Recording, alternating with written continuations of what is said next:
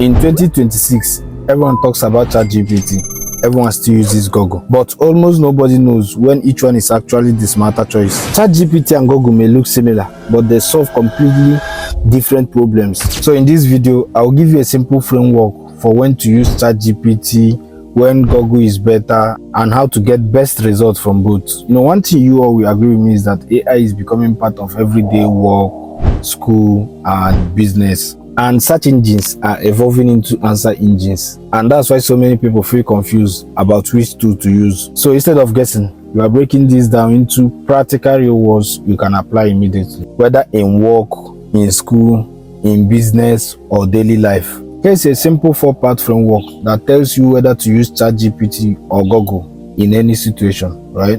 So number 1, use Google when you need fast fact or current information. Number 2, use ChatGPT when you need thinking and explanation or creation and problem solving. Google is still the king of finding fact and current information, but ChatGPT is still better at thinking, explaining, creating, and problem solving. So let's break each of these down with real examples, right? Number 1, what ChatGPT is best for.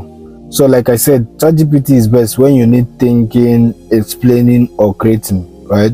So let's use this for example. I want to learn something new, right? And I have to put my prompt like this, right? Explain how investing works in simple terms for a beginner, right? Now, if you ask some question in Google, Google will give you links, while ChatGPT will explain it step by step like a teacher. So number 2 example, let's use writing and rewriting as example, right? So I have to input my prompt in ChatGPT. Write this email to sound more professional. When it comes to writing and rewriting, Google will give you templates, while ChatGPT will customize it to your situations. So number 3 example. Now let's take this for instance. Give me 10 YouTube video ideas about fitness for beginners, right? So instead of starting and scrolling through websites, ChatGPT will give you ideas instantly. So anytime you need creation, explanation, or ideas, ChatGPT is usually the better choice. Now let's head to number 2, what Google is still better at. Now this is where many people get it wrong. ChatGPT is powerful, but Google still wins in some areas, right? For example, real-time information. Now let's search weather today or latest football scores. ChatGPT might not always have live updates, but Google is built for real-time data. Now, example 2, local information. You can search for restaurants near me. Google shows map, review, and directions. And trust me, ChatGPT can replace that. Example 3, verifying fact.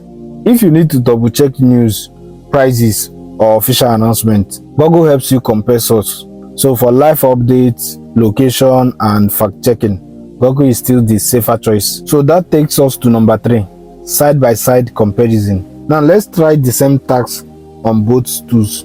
So this is what you are going to be asking both ChatGPT and Google, right? Start a small online business. Now Google gives you article, blogs, ads, and ChatGPT gives you step-by-step breakdown. So Google gives you place to read, and ChatGPT gives you direct action plan. And that's the core difference. So number 4, the smart way to use both. The real power is not choosing one, it's using both together. Now let me give you example workflow. Ask ChatGPT, give me business idea for students. 2, take one idea and Google, is this business profitable in 2026? Now if it is profitable, you have to go back to ChatGPT and input your prompt like this. Help me create a step-by-step plan to start this, right? And that's how smart people use AI, not as a replacement for Google, but a thinking partner. So here is the simple rule. Use ChatGPT to think and create, and use Google to search and verify. And when you combine both, you work faster than most people in 2026. So if you want more practical videos on how to use ChatGPT in real life, hit subscribe, because I post new tutorials every week that shows you what to do, not theory.